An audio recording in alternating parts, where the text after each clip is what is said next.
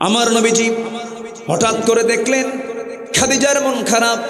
নবীর কাছে সে বলছেন, ইয়া রাসূলুল্লাহ, কেমন যেন মনে হচ্ছে, আমি মনে হয় বাঁচব না। আমি যদি কোনো বেয়াদবি করে থেকে আপনি আমারে মাফ করে দিয়েন। রাসূল বলেন, খাদিজা এমন করে কোনোদিন তো বলো না, কি হয়েছে তোমার বলো। তিনি বলছেন, মনে হয় দুনিয়া থেকে বিদায় নেব। রাসূল কেমন সময় বলা হলো, তার 3 দিন আগে আমার নবীজির আপন চাচা আবু তালিব দুনিয়া থেকে বিদায় নিয়েছেন। আমার নবীজির চোখের পানি ফুরায় না।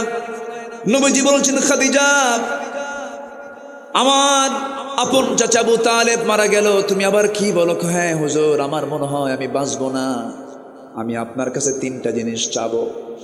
রাসূল অবাক হয়ে গেলেন, আমার খাদিজা কোনোদিন আমার কাছে কোনো কিছু চায় না, বরং খাদিজা তার সমস্ত সম্পত্তিগুলো আমার হাতে তুলে দিয়েছে।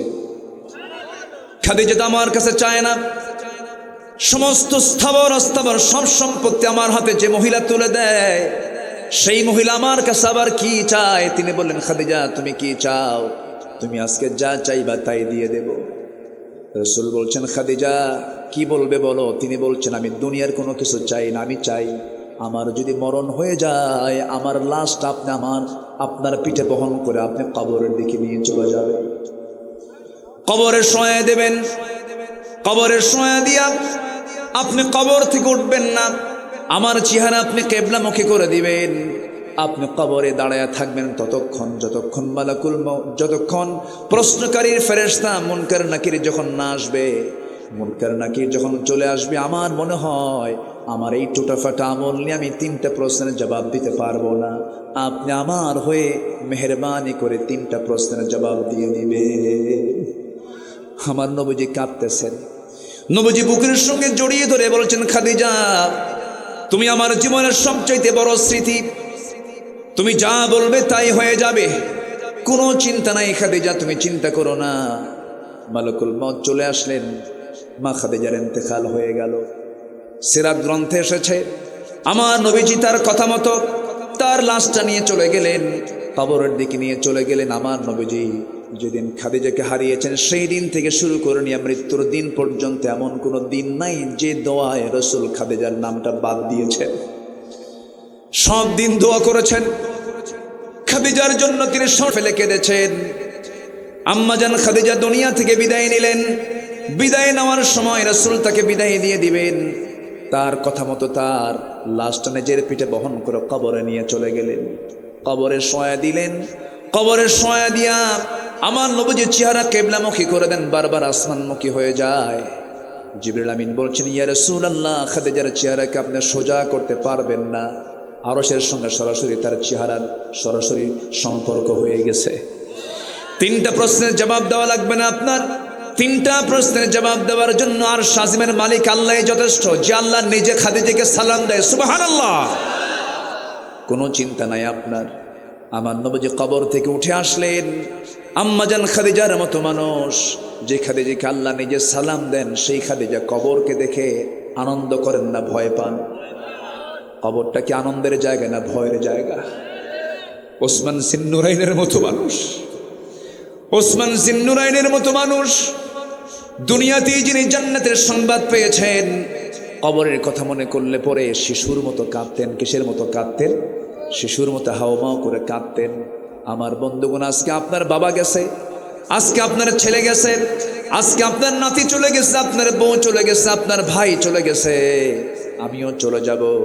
একটা কবর দেখে যদি শিক্ষা না পাই, ওই লোকের মতো পোড়া কপাল আর দুনিয়াতে কেউ নাই। আজকে আমরা যে মাহফিলে এসেছি, এখানে যারা বসে আছেন, কারো বাপ চলে গেছে, কারো মা চলে গেছে, কারো ভাই চলে গেছে, কবরবাসী হয়েছে। আমিও চলে যাব, আপনিও চলে যাবেন।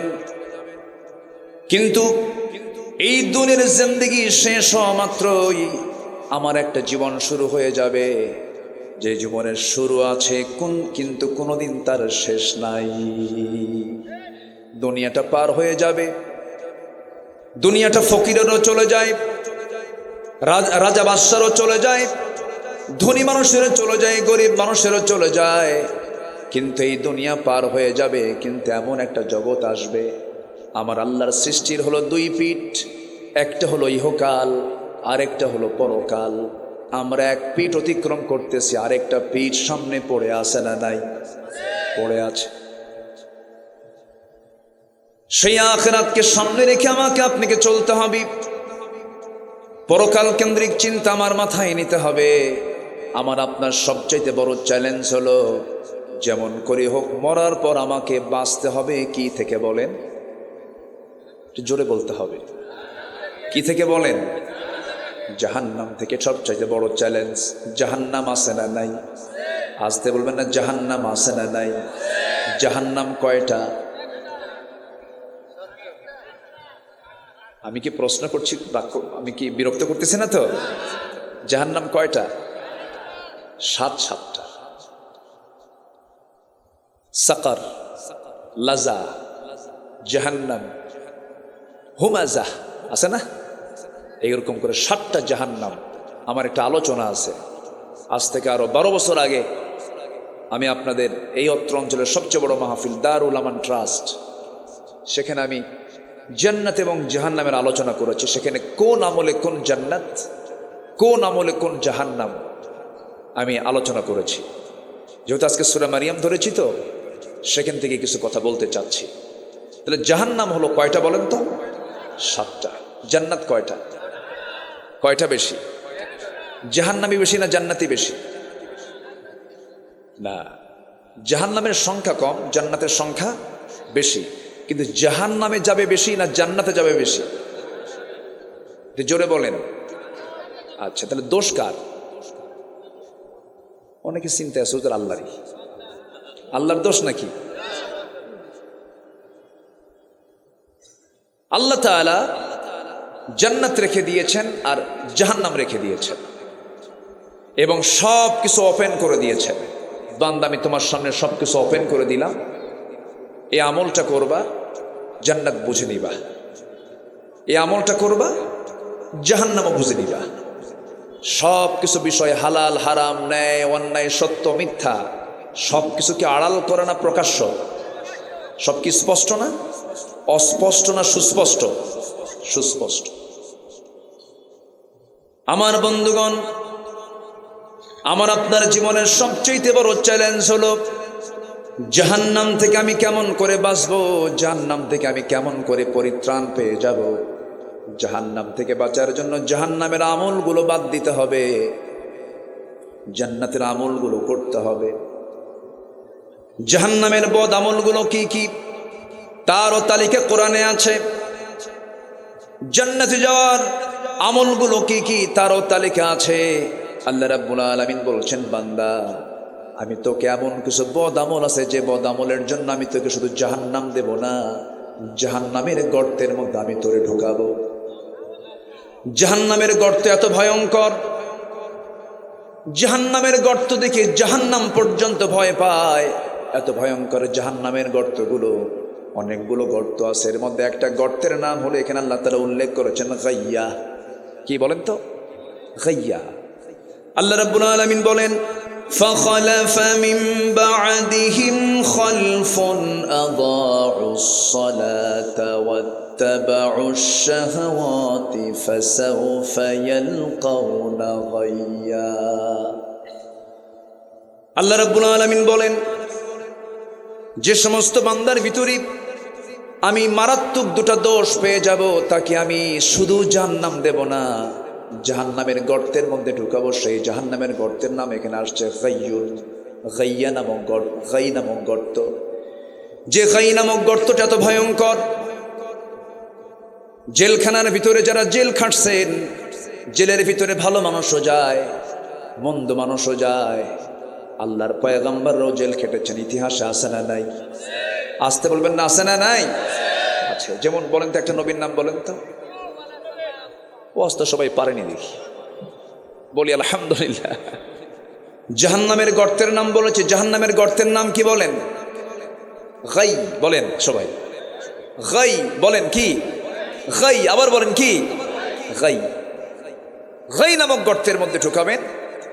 2টো অপরাধ করলে পরে শুধু জাহান্নাম না, জাহান্নামের গর্তের মধ্যে ঢুকায় দিবে। জেলের মধ্যে একটা সেল আছে, জেলের মধ্যে সেল আছে না নাই? জেলে আরাম পাওয়া যায়, কিন্তু সেলে কি আরাম পাওয়া যায়? জেলের মধ্যে আরেকটা জেল হলো সেল। সেখানে একটা ছোট্ট জায়গা থাকে, ধরেন 4 হাত বাই 5 হাত অথবা 6 হাত, সীমিত একটা জায়গার ভিতরে। সেখানে পায়খানা সেখানেই করতে হয়, পেশাব সেখানেই করতে হয়, একটা ড্রেন থাকে। যারা ইনসাইডে গেছেন তারা দেখেছেন। এটা হচ্ছে সেল। তো আল্লাহ তাআলা বলছেন জাহান্নাম শুধু না, আমি তোকে জাহান্নামের গর্তের মধ্যে ঢুকাবো যদি 2টা অকাম করে আসিস। কয়টা অকাম? 2টা অকাম। 1 নম্বর হলো যারা নামাজকে নষ্ট করে ফেলেছে। আমার দেশে তো বেনামাজি নাই। আসতে বলে, আসতে বলবেন না, আছে না নাই? আচ্ছা, মনে হয় আমি কষ্ট দিয়ে ফেলতেছি। হুজুর আজকে আপনাদের তো আপনি জাহান্নামে ঢুকাই দিলেন। ভাইরে, নামাজ, আমার বুকটা ফেটে যায় জানেন। 18 কোটি মানুষ আমার দেশে, 18 কোটি, কম কথা না কিন্তু। আমার মনে হয় আরব গালফেও এত লোক নাই। আরবের যে আরব গালফ যে কান্ট্রিগুলো আছে, এত জনগণ মনে হয় হবে না সব মিলেও, হয়তো বা সমান সমান হতে পারে।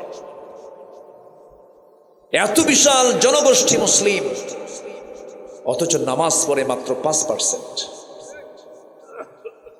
কয় পার্সেন্ট বলেন? 5%। বুকটা ফেটে যায়। নামাজি নাই।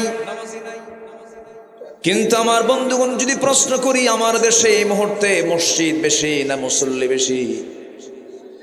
আসতে বলবেন না, কি বেশি বলেন? মুসল্লির তুলনায় মসজিদ বেশি। ছোট্ট একটা গ্রাম, আগে অনেক মিল ছিল। অনেক দূর থেকে বুড়া মুরব্বীরা মসজিদ আসতেন হেঁটে হেঁটে। তারা ভাবতেন দূর থেকে যাব, সওয়াব প্রতি কদমে কদমে বেশি পাওয়া যাবে। আজ থেকে 20-30 বছর আগের দিকেও তাকান, দূর থেকে মসজিদে হেঁটে হেঁটে চলে যেত। মসজিদ বানানোর কোনো প্রয়োজন ছিল না। তারা মনে করত আমরা বড় জামাত করব, বড় জামাতে নামাজ পড়ব। কিন্তু আজকে গ্রুপ গ্রুপ হয়ে হয়ে একটা গ্রামের মধ্যে এই প্রান্তে একটা মসজিদ, মাঝখানে একটা মসজিদ, ওই কোণে আর একটা মসজিদ। আমি কি ভুল বলতেছি? মসজিদ বেশি দরকার না মুসল্লি বেশি দরকার? মুরব্বী রাগ করতেছেন না তো? এই কথাগুলো বলার দরকার আছে না? কেন মসজিদ বেশি হলো? মসজিদ বেশির কারণ হলো ওর দাদার জায়গার উপরে মসজিদ। আমার দাদা নেই, তোর দাদার জায়গায় মসজিদ নামাজ পড়তে যাব না, আমার দাদার জায়গার উপরে মসজিদ বানাবো। যে মসজিদ তৈরির লক্ষ্য হলো ভ্রাতৃত্ব নষ্ট করা, সেই মসজিদে নামাজ পড়াও জায়েজ নাই। ঠিক কিনা? আমি কিন্তু কথাগুলো মেরে দিচ্ছি, যেদিক দিয়ে যায় সেদিক দিয়ে চলে যায়। ঠিক আছে না কথাগুলো? খালি টাকা আছে দেখি আপনি মসজিদে একটা জায়গা দান করবেন, এটা এতই সহজ। আমার রাসূল কিছু মসজিদে দেরার যেটা ছিল আগুন দিয়ে জ্বালায় দিয়েছেন রাসূল। মুনাফিকদের মসজিদে কি ধরায় দিয়েছেন? আগুন ধরায় দিয়েছেন। আমার বন্ধুগণ, আজকে মসজিদ ঘন ঘন, কিন্তু মুসল্লি নাই, নামাজের কোনো খবর নাই। ফজরের সময় আজান হয়, একটা গ্রামের 3টা মসজিদ থেকে আজান হয়ে যায়। আজান চলছে মসজিদ থেকে, মসজিদগুলো পাকা পাকা হয়ে গেছে, টাইলসওয়ালা মসজিদ। কিন্তু আমার নবীর মসজিদটা ছিল, সেই মসজিদটা পাকা না কাঁচা ছিল? কাঁচা ছিল। কিন্তু মসজিদ ছিল কাঁচা, ইমানটা ছিল পাকা। হারে কি পাকা ইমান ছিল তাদের! আমার নবীজি নামাজে দাঁড়াইছেন, মুসল্লিরা নামাজে দাঁড়ায় গেছেন। কি মজা পেয়েছেন নামাজের ভিতরে! এই গত রমজানে আমি আমার নবীর কবরের পাশে দাঁড়িয়ে নামাজ পড়েছি। নবীজির কবর থেকে মাত্র 20 হাত দূরে আল্লাহ পাক আমাকে বহুবার নিয়েছেন। এই রমজানে তারাবির নামাজ শেষ হয়ে গেল। তারাবির নামাজ শেষ হওয়ার পর সেই জায়গার কিছু ইমামদের সঙ্গেও পরিচয় আছে। আল্লাহ তাআলা এই ভাগ্যটা আমাকে দিয়েছেন আপনাদের দোয়ায়, আলহামদুলিল্লাহ। আব্দুর রহমান সুদাইসির নাম শুনেছেন তো? দেখা করেছি, কথা বলেছি। ডক্টর মোহসিন আল কাসেম, মদিনার যিনি ইমাম, তার সঙ্গে দেখা হয়েছে, কথা বলেছি, পরিচয় পর্ব করেছি। এই রমজানে আমার নবীর কবর থেকে মাত্র 20-30 হাত দূরে নামাজে দাঁড়ায় গেলাম কিয়ামুল লাইল। নামাজ তো তারাবি হয়ে গেছে, এরপরে কিয়ামুল লাইল ইমাম সাহেব দাঁড়াইছেন। ইমাম সাহেবের বয়স হলো 90 বছর। কত বছর? আপনার বয়স কত হবে? 75 বছর। ওনার চাইতে 15 বছরের বড়। 90 বছরের বুড়া ইমাম, বয়োবৃদ্ধ ইমাম নামাজে দাঁড়ালেন, নামাজ শুরু করলেন। কিয়ামুল লাইল তিনি পড়াচ্ছেন 2 রাকাত। কিয়ামুল লাইল নফল নামাজ পড়তে সময় লেগেছে 39 মিনিট। যেরকম সুবহানাল্লাহ। ওটা কি নামাজ? নফল নামাজ। 2019 সালে মনে আছে, আমার বাবা ডান পাশে, একসঙ্গে হজে গিয়েছিলাম আমি আর বাবার পায়ে সমস্যা, নামাজে দাঁড়াইছি, নামাজ পড়তেছি। এরকম বয়স্ক ইমাম ফজর 2 রাকাত নামাজ পড়ালেন। নামাজ পড়তে পড়তে সময় লেগে গেছে প্রায় 29 মিনিট।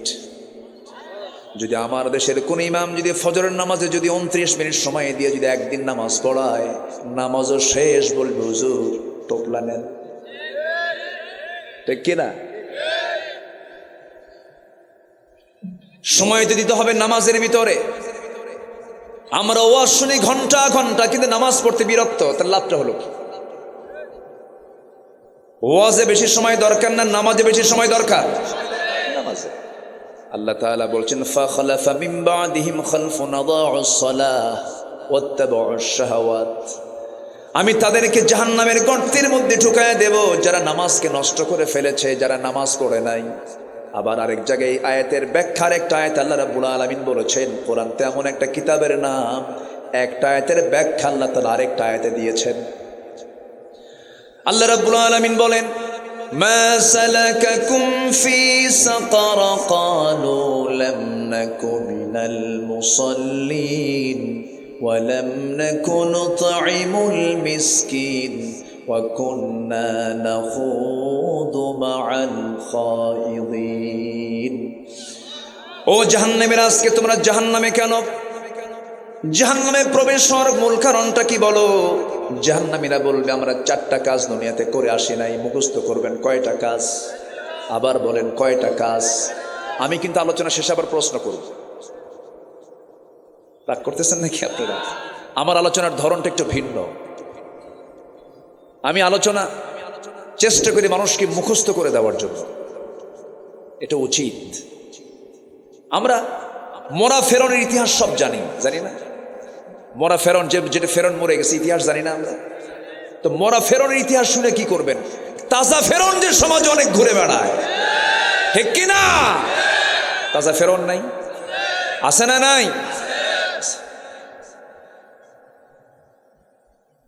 মরা আবু জেহেলের ইতিহাস আর কত শুনবো আমরা? নতুন আবু জেহেল আছে না নাই? বসেন বসেন, এখানে বসেন, বসেন। এত সুন্দর মানুষ আপনারা, বলি আলহামদুলিল্লাহ। খুব ভদ্র চিত আচরণ আপনাদের, এবং আমি খুব খুশি হয়েছি যে আজকের মাহফিলে এইখানে যারা কবরবাসী আছেন তাদের আত্মীয় স্বজনই বেশি। বলি আলহামদুলিল্লাহ। জানেন কবরবাসী তারা আজকে অপেক্ষা করছে, আমার ছেলে, আমার নাতি, আমার আত্মীয় আমার জন্য দোয়া করবে। এটাই তো মাহফিলের মূল লক্ষ্য, তো এটাই। আল্লাহ তুমি কবরবাসীর সমস্ত আযাবকে তুমি আল্লাহ মাফ করে দাও। একটু জোরে বলেন না ভাই আমিন? আর একটু জোরে বলেন আমিন। আমার দিকে তাকা। সম্মানিত ভাইয়েরা, সম্মানিত বন্ধুগণ, জাহান্নামে যাওয়ার মূল কারণ কয়টা বললাম বলেন তো? 4টা। নাম্বার 1 হলো জাহান্নামীরা বলবে আমরা আজান শুনেছি কিন্তু নামাজে যাই নাই। এমন লোক তো আমার দেশে খুঁজে পাওয়া যাবেই না। হ্যাঁ, কিন্তু এই নাজিরপুর বাজারে, এই চাষকর বাজারে ব্যবসায়ীর কানে কানে কি আজান যায় না? আসতে বলেন আজান যায় কি যায় না? সব ব্যবসায়ী যদি আজান শোনার সঙ্গে সঙ্গে, আজানটা মূলত কার ডাক? আসতে বলবেন না কার ডাক? আল্লাহ মানে কে? এই আকাশটা কার? ওই সূর্য কার? ওই চন্দ্র কার? এই জমিনটা কার? আমার প্রাণ কার হাতে? ডাক দিচ্ছেন কে? শুনতেছে কে? শুনতেছে ব্যবসায়ী, আমরা, তাই না? তাহলে আমরা শুনলাম, ডাক শুনলাম আজানের, হাইয়া আলাস সালাহ, হাইয়া মানে কি? তাড়াতাড়ি করে আসো, হাইয়া আলাল ফালাহ, তাড়াতাড়ি করে কল্যাণের দিকে আসো। হাইয়া, হাইয়া শব্দটার আরবি যার অর্থ হলো তাড়াতাড়ি করে মসজিদের দিকে চলে আসো, তাড়াহুড়ো করে আসো। আমরা দেখবেন যে কোনো কাজ, যে কোনো শক্ত ভারী জিনিস যখন আমরা একা না পারি, তখন সবাই মিলে বলি কি? কি বলি? হাইয় বলি না? বলি কিনা? হাইয় বলি কিনা? এই যেটা জোড়ালো চেষ্টা আমরা করি। আল্লাহ বলছেন বান্দারে তাড়াহুড়ো করে সব কাজ ফেলে একসঙ্গে চলে আসো, নামাজের দিকে আসো, নামাজে দাঁড়াও। আজান হয়ে যায় সুন্দর মিষ্টি সুরে, ব্যবসা চলে, সব চলে, কিন্তু বান্দা নামাজে হাজির হয় না। জাহান্নামে যাওয়ার এক নাম্বার কারণ হলো আজান শুনেছে কিন্তু বান্দা নামাজে যায় নাই। এটা হলো এক নাম্বার কারণ। জাহান্নামে যাওয়ার এক নাম্বার কারণ হলো নামাজটাকে ছেড়ে দেওয়া।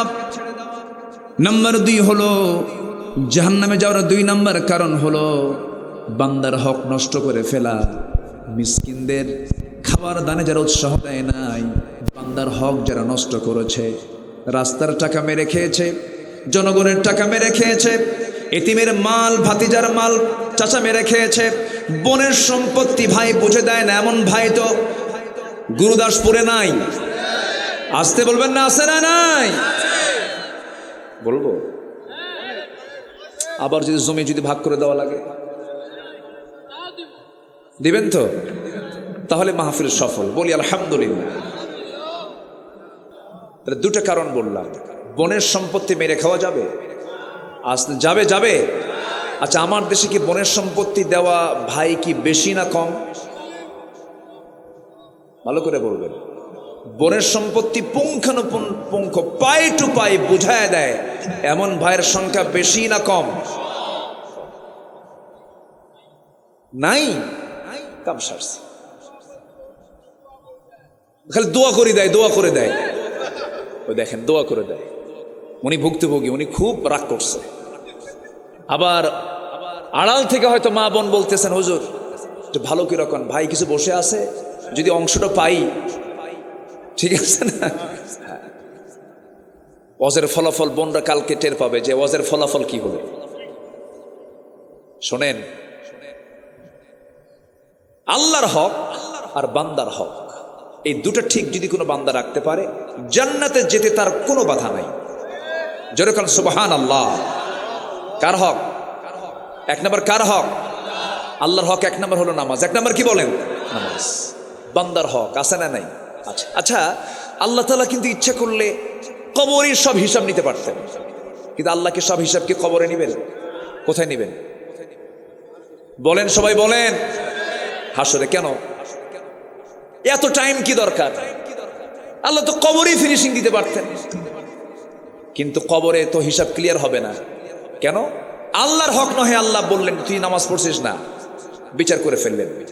কিন্তু যে বান্দা কবরে গেছে, ওর আত্মীয় স্বজন এখনো মরেই নেই, আসতে কয়, ঠিক কিনা বলেন? আবার ওই যে কাবিল প্রথম যে খুনটা করেছিল, ইতিহাস কিন্তু জানলে ওয়াজ শুনতে মজা লাগে। এখন ওই ইতিহাসগুলো যারা জানেন তারা জিনিসটা ক্লিয়ার হবে। প্রথম যে খুনটা করছিল সেটা কে? না, কাবিল। কে করেছিল? মারছে কাকে? হাবিলকে। যত খুন হবে সমস্ত খুনের একটা অংশ, একটা অপরাধের একটা অংশ কার আমলনামায় যাবে? ওই কাবিল পাবে। তাহলে এখন বলেন, তাহলে কবরে কি বিচার শেষ করা সম্ভব? না। তাহলে এই কবরের এখানে বিচার করলে তাহলে সঠিক বিচার হবে না। এই জন্য আল্লাহ তাআলা কায়েম করেছেন হাসর। কায়েম করেছেন কি? হাসর। হাসরে বিচার করবেন কে? আল্লাহ তাআলা। সব ডেকে আনবেন, সবগুলোকে গোছায় আনবেন। তাহলে জাহান্নামে যাওয়ার সূরা মারিয়ামের ভিতরে আল্লাহ তাআলা একটা গর্তের মধ্যে ঢুকাবেন। সেই গর্তের নাম কি বলেন তো? গাই। বলেন, আবার বলেন কি? গাই। কয়টা কারণে? 2টা। এর মধ্যে 1 নম্বর কারণ কি? নামাজ নষ্ট করা। আবার এইদিকে সূরা মুদ্দাসসিরে বলছেন 4টা কারণে বান্দা জাহান্নামে যাবে। এর মধ্যে 1 নম্বর কারণ কি? নামাজ। তাহলে এখানেও নামাজ, ওখানেও নামাজ। এরপর বলছেন বান্দার হক যারা নষ্ট করবে, বোনের সম্পত্তি বুঝে দেয় না। বাবা মারা গেছে এক যুগ আগে, কিন্তু ভাইরা শুধু তাল বাহানা করে। বোন যখন মাঝে মাঝে আসে, বোনকে পাম্পট্টি দেওয়ার জন্য কাঁচা গোল্লা নিয়ে আসে। নাটোরের সেই রেল স্টেশন থেকে কাঁচা, কি রেল স্টেশনে না, হ্যাঁ নিচা বাজার থেকে নিয়ে আসে। নিয়ে এসে বোনকে বলে, বোন বসো। ও আমার বোন, তোমরাই তোমার বড় বোন, বাপ মারা গেছে, অংশ নিতে এসেছো। একটা কথা বলি, বোন রাগ করো না, অংশ নিলে কিন্তু ধ্বংস হয়। দেখছেন কি ওয়াজটা দিল, দেখে মানে শয়তান ফেল। এরকম আছে না ভাই? এরকম ভাই আছে না? অংশ দিয়ে দিতে হবে। লিযযাকারি মিসলু হাযযিল উনসাইন। যেদিন আপনার বাবা মারা গেছেন সেদিন থেকে আপনার বোন, আপনি যা পাবেন তার অর্ধেক আপনার বোন পেয়ে গেছে। 5 ভাই, কোনো কথা নাই। একটা গামছা বাবা রেখে গেছেন, গামছাটাকে প্রয়োজনে 5 টুকরা করে 5 ভাই নিয়ে নেবে। এটাই হলো ইনসাফ। এই দুনিয়াতে যার এরকম বিচার ঠিক থেকে যাবে, তার জন্য জান্নাত ঠিক থেকে যাবে। দুনিয়াতে যার অংশ বন্টন ঠিক আছে, তার জান্নাতের অংশ বন্টনও ঠিক থাকবে, নষ্ট করা যাবে না। আমার বন্ধুগণ, গাই নামক গর্তের ভিতরে সরাসরি কোরআনে আসছে 7টা অপরাধ করলে, 2টা অপরাধ করলে পরে বান্দাকে গাই নামক গর্তের মধ্যে দেব। আরেকটা অপরাধ হলো ওয়াত্তাবাউশ শাহাওয়াত, মন যা চায় সে অনুযায়ী চলে। মন চায় মদ খাবো, মদ খায়। এমন লোক আছে না নাই বলেন? মদের দোকান নাটোর জেলায় নাই, মদখোর নাটোর জেলায় নাই। তাহলে ওরা কিন্তু হজও করে, আবার লেখে আলহাজ অমক। ও যে মদ খায় লেখা উচিত আলহাজ মদখোর অমক। নাটোর জেলায় তো সুদখোর নাই। আসতে বলবেন আছে না নাই? আমার ওয়াজ শুনে যদি আজকে কেউ মন খারাপ করেন, তাহলে ভাববো ওটা সুদ খায় আর ওটা মদ খায়। আমার বন্ধুগণ, আল্লাহ রাব্বুল আলামিন সরাসরি আয়াতের মধ্যে বললেন, 2টো অপরাধ করবা আমি জাহান্নামের খাই নামক গর্তের মধ্যে দেব। একটা হচ্ছে নামাজ নষ্ট করবা, আর একটা হলো মন যা চাই তাই করবা। আমরা কি নফসের গোলাম হব না আল্লাহর গোলাম হব? কার গোলাম হব? আল্লাহর গোলাম হব। আল্লাহ রাব্বুল আলামিন এই 2টা সরাসরি কারণ বললেন। তাফসীরে কুরতুবীর মধ্যে এসেছে, তাফসীরে কুরতুবীর মধ্যে এসেছে, ইমাম কুরতুবী আরো 7টা কারণ তুলে ধরেছেন। হাদিসকে সামনে রেখে ব্যাখ্যায় তিনি বলেছেন, আরো 7টা অপরাধ যারা করবে তাদেরকে গাই নামক গর্তের মধ্যে ঢুকানো হবে। তার মধ্যে 1 নাম্বার হলো, যে জেনাকার জেনা করতে করতে পাকা হয়ে গেছে, এমন জেনাকার বুঝি বাংলাদেশে নাই? আছে না নাই? আছে। নাম্বার 2 হলো, যে মদ্যপায়ী মদ পান করতে করতে বুড়া হয়ে গেছে, মদ ছাড়ে না। নাম্বার 3 হলো, যে সুদখোর, সুদের কারবার করতে করতে সুদে পাকা হয়ে গেছে, আল্লাহ তাকে জাহান্নামের গর্তের মধ্যে ফেলে দিবেন। যে সন্তান পিতামাতার হক আদায় করে না, পিতামাতাকে কষ্ট দেয়। আজকে আমি মাহফিল আসতে নিয়ে একজন যুবক আমাকে কেঁদে কেঁদে বলছে, হুজুর আপনি এমন একটা আলোচনা করবেন। এই যে লেখছে আমাদের এলাকায়, বামনকোলা এলাকায় প্রায় বাড়িতেই দেখি বৃদ্ধা মা নির্যাতিত হয়। ছেলেরা বৃদ্ধ মার কথা শোনে না, বউদের কথা শোনে। বৃদ্ধ মা নিজে পাক করে, রান্না করে খায়, খুব কষ্টে আছে এ সকল বৃদ্ধ মা। এটা কি যৌক্তিকতা আছে না নাই? আমি খুব কেঁদে, কে যেন দিচ্ছে আমি চিনিও না, আসতে নিয়ে দেখলাম আমাকে একজন দিয়েছে। এটা খুব, আমি এটা পড়ে আমার চোখে পানি আটকাতে পারি। একটা প্রশ্ন করব ভাইরে, মা বড় না বউ বড়? ভালো করে কম, চিন্তা করে কবেন, মা বড় না বউ বড়? আবার বলেন, মা বড় না বউ বড়? মাহফিলে মা বড়, বাড়িতে বউ বড়। দেখেন মুরব্বী কি কয়। হ্যাঁ,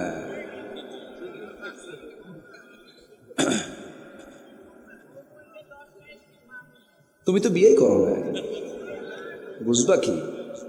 বুঝবা কিছু? আগে বিয়ে করো, তারপরে বুঝবা, ঠিক কিনা? এমনও কিছু বৌমা আছে যাদের আচরণে শ্বশুর থরথর করে কাঁপে, আছে কি না? আছে না? নয়? আপনি স্বামী, আপনার এগুলো মাথায় রাখতে হবে, এগুলো মাথায় রাখতে হবে। বৃদ্ধা মা, উনি রান্না বান্না করে খাবেন একা একা, হাজারো গন্ডগোল লাগুক, এটা হারাম। হাজারো ভুল হয়ে যাক, মা ভুল হলে ওটা আইন, বাপ ভুল করলে ওটাই আইন, কোনো কথা বলা যাবে না। যে সন্তান বাপ মার বিরুদ্ধে বিচার চায়, ওটা অবাধ্য, কুপুত্র, ওটা ঠিক কিনা? লজ্জা শরম নাই ওগুলো লজ্জা শরম নাই। কিন্তু মা কিন্তু কাউকে বলে বেড়ায় না, মা বলেন না।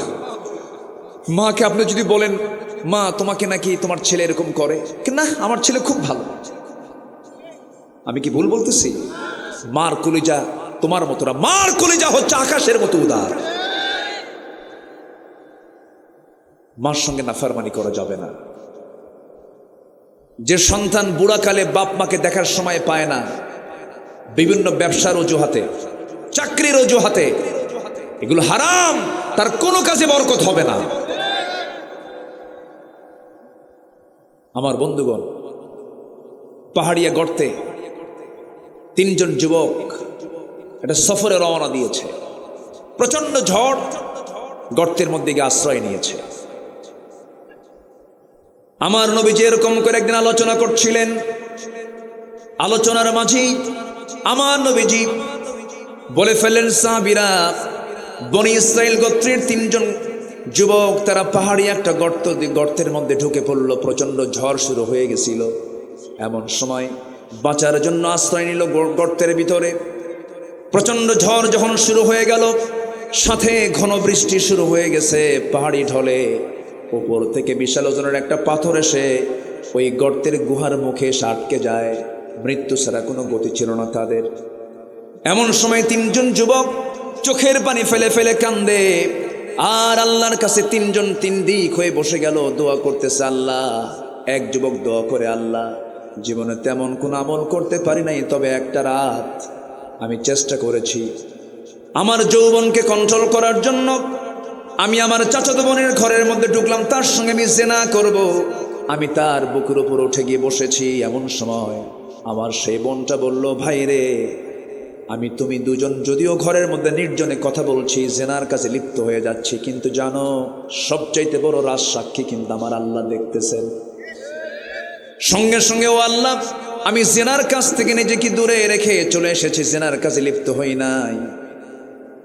নাম্বার 2 যুবক, সে আল্লাহর কাছে প্রার্থনা করছে, আল্লাহ, আমি একজন লেবার নিয়েছিলাম কাজের জন্য, শ্রমিক, সকাল সন্ধ্যা কাজ করলো। সন্ধ্যার সময় আমি তাকে তার পাওনা দিয়ে দেব, কিন্তু আমি ছিলাম না, সে পাওনা না নিয়েই চলে গেল। আমি তার কাছে ঋণী হয়ে গেলাম। ওই শ্রমিকের পাওনা টাকা দিয়ে আমি একটা ছাগল কিনেছিলাম, সে ছাগলটা বড় করেছি, সেখান থেকে অনেকটা ছাগল জন্ম নিয়েছে, ছাগল পাল হয়ে গেছে। বহুদিন পর সে যখন আমার কাছে আসলো, আমি আমানত স্বরূপ শুধু ওই টাকা না দিয়ে ছাগল পালটা আমি তাকে দান করে দিয়েছি। আল্লাহ, আমি আমানত রক্ষা করেছি। প্রথম জন বলল, আমি যৌবনকে হেফাজত করেছি। তৃতীয় যুবক বলতেছে, আল্লাহ, কোন এক রাতের আধারে, গভীর রাতে আমি বাড়িতে আসলাম, আমার বউ আমাকে অজুর পানি দিল, আমি অজু বানালাম, পরিষ্কার হলাম। আমার হাতে একটা গ্লাস দুধ আমাকে দিয়ে বলল, তুমি এটা পান করো। আমি এটা পান করলাম না। আমার গ্লাস হাতে নেওয়ার সঙ্গে সঙ্গে আমার মনে পড়ে গেছে বুড়া মায়ের কথা। আমার মা আমার পাশের ঘরে শুয়ে আছি, আমার মেয়েটা দুধ খাওয়ার জন্য অস্থির, মেয়েকেও দিলাম না, আমিও নিলাম না, আমিও খেলাম না। আমার ঘরে গিয়ে দেখি মা ঘুমানো। মা শেষ রাতের দিকে জায়গা পেয়ে দেখে আমি তার সামনে গ্লাস হাতে নিয়ে দাঁড়ায় আছি। আমি সেই সময় আমি আমার মাকে বললাম, মা, এই দুধটা তোমার জন্য আমি বরাদ্দ করেছি, আমি খাওয়ার কথা ছিল, আমার মেয়ে খাবে, কেউ খাই নাই, তুমি খাও মা। ওই বৃদ্ধা মাকে আমি আমার নিজের হাতে তুলে দিয়ে খাওয়া দিয়েছি। এতটুকুন ছোট্ট খেদমত যদি হয়, আল্লাহ, তুমি আমাদের এই বিপদ থেকে বাঁচায়া দাও। প্রথম জন যখন দোয়া করেছে, তখন একটু পাথরটা মুখ থেকে সরে গেছে। দ্বিতীয় যুবক যখন দোয়া করেছে, পাথরটা আর একটু সরে গেছে। তৃতীয় যুবক যখন দোয়া করেছে, আল্লাহ, এতটুকুন যদি তুমি আমার আমলটা পছন্দ করো, তুমি এই বিপদ থেকে বাঁচায় দাও। টোটাল ওই গুহার মুখ থেকে পাথরটা সরে গেল, সঙ্গে সঙ্গে 3 জন বান্দা, 3 জন যুবক এই বিপদ থেকে বেঁচে গেছে। জোরে কোন সুবহানাল্লাহ। ঘটনা বর্ণনা করেছেন মুহাম্মদ সাল্লাল্লাহু আলাইহি ওয়াসাল্লাম। এখান থেকে আমরা শিক্ষা পেলাম কয়টা বলেন? আসতে বলবেন না, কয়টা শিক্ষা পেলাম? 3টা শিক্ষা পেলাম। নাম্বার 1 হলো, আমার বন্ধুগণ, নাম্বার 1 হলো, যুবকরা যারা আছো একটু কান লাগায় শোনো। ও যুবক, তোমার জন্য জান্নাত অপেক্ষা করছে। আল্লাহ তাআলা বলছেন, যুবক তুমি যদি তোমার যৌবনকে কন্ট্রোল করতে পারো, তুমি কি জানো আমার আরশ আজিমের মেহমান, ছায়ার মেহমান আমি তোমাকে বানায় নেব। জোরে কোন সুবহানাল্লাহ। যৌবনকে কন্ট্রোল করতে হবে। বিবাহ পূর্ব কোনো রিলেশন করা যাবে না। আল্লাহর কসম করে বলি, আমার চোখে এ পর্যন্ত ধরা পড়ে নাই অবৈধ রিলেশন করে সম্পর্ক গড়ে যদি কোনো সংসার জীবনে যদি কেউ পদার্পণ করে, অন্তত ওই সম্পর্কের সংসার থেকে কখনো আল্লাহর ওলি কখনো বের হতে পারে না। এই জন্য নোংরামির কাছে যাবা না, অবৈধ কাছে যাবা না। নাম্বার 2 শিক্ষা হলো, আমানতকে কখনো খেয়ানত করা যাবে না। চুল পরিমাণ আমানতের খেয়ানত করা যাবে না, ওয়াদা ভঙ্গ করা যাবে না, কথাকে এলোমেলো করা যাবে না। এটা এলোমেলো করলে ইমানের যে হক নষ্ট হয়ে যাবে। নাম্বার 3 হলো, সবার বাড়িতে মা বাবা আছে না নাই? বলেন, আসতে বলবেন না, মা বাবা আছে না নাই?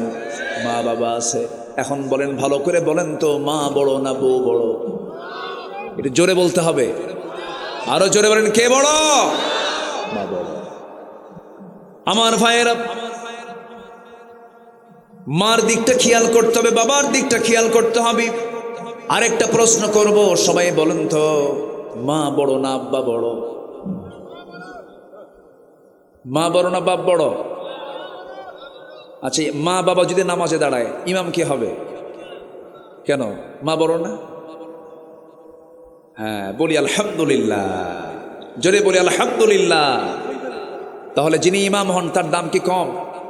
আচ্ছা, আদম সিনিয়র না হাওয়া সিনিয়র? বলেন বলেন, আদম সিনিয়র না হাওয়া সিনিয়র? আদম সিনিয়র না? যে সিনিয়রের দাম বেশি না জুনিয়রের দাম বেশি? এখন সমাজ চলছে সিনিয়র দিয়া না জুনিয়র দিয়া। এই জন্য কেউ কাউরে দাম দেয় না, কেউ কাউরে দাম দেয় না। জুনিয়র যদি সিনিয়রের মর্যাদায় বসে তাহলে সমস্যা না? সমস্যা। আকলমন্দ ইশারা বাসা। সম্মানিত ভাইয়েরা, পৃথিবীতে একজন নবীর নাম বলতে পারবেন না যে নবী একজন নারী ছিলেন। পৃথিবীর কোন ইমাম নারী হতে পারবে? আর কি বুঝাবো আপনাকে? মার দাম তো আছেই, কিন্তু মা যেখানে সেখানেই থাকবেন। মেয়েরা কথা কম বলে না বেশি বলে? মেয়েদের মধ্যে কথার ঘনত্ব কম না বেশি? আর পুরুষদের মধ্যে কম। মেয়েরা কথা বলে দিনে 5000 শব্দ। মেয়েরা কথা বলে 5000, পুরুষরা কথা বলে মাত্র 2000। কয় হাজার বেশি? বেগুন কিনছেন, পোকা বেগুন, বৃষ্টির দিনের বেগুন, বাড়ি নিয়ে গেছেন, বটি দিয়ে কুটতে নিয়ে দেখে যে পোকা বেগুন। ওই পোকা বেগুনের তফসির হবে একটানা 3 ঘন্টা। আল্লাহ তাআলা মেয়েদেরকে এরকম করে বানাইছেন। ওটা শুনবেন আর মুসকি মুসকি হাসি মারবেন, কহ তোর তফসির আমি শুনি। এটা মেয়েদের নেচার, এটা রাগ করা যাবে না। হ্যাঁ হ্যাঁ, শোনাই লাগবে, উপায় নাই, শুনতেই হবে। বলেন তো, বউ বড় না স্বামী বড়? ভালো করে কম। হ্যাঁ, ওই দেখেন বউ বড়, উনি কিন্তু আগে মেরে দিছে। বউ কোনো অংশ কম না। আচ্ছা, বইয়ের কথা শোনেন না আপনারা? বইয়ের কথা শোনেন না আপনি? শোনেন তো, উপায় নাই তো। আমিও শুনি, আপনি শোনেন না? সবাই শোনে। বইয়ের কথা না শুনে তো উপায় নাই, খালি তাফসীর করে না। শুনতে হবে। মেয়েরা কেন কথা বলে বেশি জানেন? এটার কারণ আছে। আমার মার আবার মন খারাপ করে না। আচ্ছা, বাচ্চা লালন পালন করে মা না বাবা? মা। আচ্ছা, বাচ্চারা কি এক কথায় থামে? এক কথা কবার বলা লাগে? 10 বার না সারাদিন? বাবা থাম, বাবা থাম, ও বাবা থাম, এই যে এটা নে ওটা নে, বাবা থাম, বাবা থাম। মা সারাদিন বলতেছে, কোনো ক্লান্তি আছে? কোনো ক্লান্তি আছে? আর আপনার কোলে দিয়ে যদি বলা হয় তুই 2 ঘন্টা দেখ, খালি একবার বলবেন থাম, বাবা থাম, বাবা থাম, থাম। কি কথা বোঝেন নাই? তাহলে মেয়েদের যে আল্লাহ তাআলা কথা বাড়ায়া দিয়েছেন, এর কারণ যুক্তি আছে না নাই? আল্লাহ, আল্লাহু আকবার। আল্লাহ যাকে যেটা ডিপার্টমেন্ট দিয়েছেন সেই ডিপার্টমেন্টে সে কাজ করবে। বলি আলহামদুলিল্লাহ।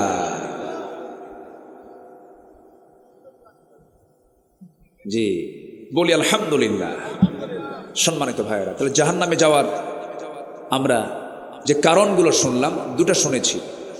আরেকটা হলো সমালোচককারীদের সঙ্গে সমালোচনা করেছি, আর বিচার দিবসকে অস্বীকার করেছি। এই 4টা কারণ সূরা মুদ্দাসসির আল্লাহ তাআলা বলেছেন। আর এখানে ইবনে তাফসিরে কুরতুবির মধ্যে আসছে, যারা 7টা অপরাধ আরো করবে এদেরকে আল্লাহ তাআলা জাহান্নামের গর্তের মধ্যে ঢুকাবেন। আমি যে আলোচনার পয়েন্টগুলো খুলছি, 60 দিন মাহফিল হলে ভালো হয়। 60 দিন করে শুনবেন কেমনে? এ তো সম্ভব না। একটু সামারাইজ করে আমরা শুনি। আমল করবো না? আমল করবো না ইনশাআল্লাহ? আমল করবো। আচ্ছা, নামাজ ছাড়বেন কারা কারা? আজকের থেকে দেখি হাত তোলেন। নামাজ ছাড়বেন কারা কারা? নামাজ কেউ ছাড়বেন? 5 ওয়াক্ত নামাজ পড়বেন কারা কারা? একটু হাত তুলে দেখেন তো দেখি। জোরে বলি ইয়া আল্লাহ, আরো জোরে ইয়া আল্লাহ। আমাদেরকে 5 ওয়াক্ত সালাত আদায় করার তৌফিক তুমি আল্লাহ দিয়া দাও। জোরে বলি আমিন। হাত নামান। নাম্বার 5 হলো, যারা মিথ্যা সাক্ষী দেবে আল্লাহ তাআলা তাদেরকে গাই নামক গর্তের মধ্যে ঢুকাবেন একদম। মিথ্যা সাক্ষী তো আমার দেশে নাই, নাই, নাই। সাক্ষী আছে? আছে। মিথ্যা সাক্ষী দেয়, মিথ্যা সাক্ষী দিবেন, এই যে গর্তের মধ্যে ঢুকায় দিবেন। কে ঢুকায় দিবেন? আল্লাহ ঢুকায় দিবেন। মিথ্যা সাক্ষীকে আল্লাহ ঢুকায় দিবেন জাহান্নামের গর্তের ভিতরে। আপনি একজন নিরপরাধ মানুষের বিরুদ্ধে মিথ্যা সাক্ষী দিলেন, সে জেলখানায় পচে মরল, তাকে ফাঁসিতে মেরে ফেলা হলো। কিন্তু আপনি মিথ্যা সাক্ষী দেওয়ার কারণে ওই লোকটা যে নির্যাতিত হলো, তার বাড়িতে বাবা আছে না নাই? তার হক আছে না নাই? বাড়িতে বউ আছে না নাই? তার হক আছে না নাই? বাড়িতে তার ছেলে মেয়ে আছে না নাই? তার হক আছে না নাই? এই সমস্ত হকগুলো নষ্ট করলেন আপনি। আপনি নষ্ট করেছেন, উল্টা জাহান্নামে ঢুকতে হবে। মিথ্যা সাক্ষী দিবেন, খবর আছে না নাই? আচ্ছা আমার ভাইয়েরা, আমি আপনি কেউ যাব, কেউ থাকবো না, দুনিয়া থেকে বিদায় নিয়ে নেব। আল্লাহ পাক আমাকে আপনাকে যে কোনো মুহূর্তে দুনিয়া থেকে উঠায় নেবেন। মালাকুল মউত প্রত্যেক দিন তাফসীরে এসেছে, প্রত্যেক বান্দার কাছে 5 বার করে আসে। কয়বার করে আসে? 5 বার। ওনার কাছে 5 বার, আমার কাছে 5 বার, ওনার কাছে 5 বার। তাফসীরে আসছে 5 বার করে মালাকুল মউত দেখে যায়, মাথা থেকে পা পর্যন্ত দেখে যায়। কিন্তু আল্লাহর তো অর্ডার নাই। আল্লাহ তাআলা অর্ডার যেদিন দিবেন সেদিন 5 বার আসা লাগবে না, আসা লাগবে মাত্র কয়বার? একবার আসবেন, জান কবজ হয়ে যাবে। কোনো রাজাও বাদ যায় নাই, কোনো নবীও বাদ যায় নাই, কোনো কাফেরও বাদ যায় নাই। সব একদিন মালাকুল মউতের সামনে মুখোমুখি হতে হবে। আমার নবীজির মতো মানুষ দুনিয়া থেকে বিদায় হবেন যখন, তিনি বলছেন, ও আমার আয়েশা, মালাকুল মউত মনে হয় চলে আসবে। যে কোনো মুহূর্তে আমার মৃত্যুর ফয়সালা হয়ে যাবে, আমি দুনিয়া থেকে বিদায় নিয়ে নেব। আমার নবীজির প্রথম স্ত্রী আম্মা জান খাদিজা রাদিয়াল্লাহু তাআলা আনহা ইন্তেকাল করেছেন মক্কায়। কোথায়?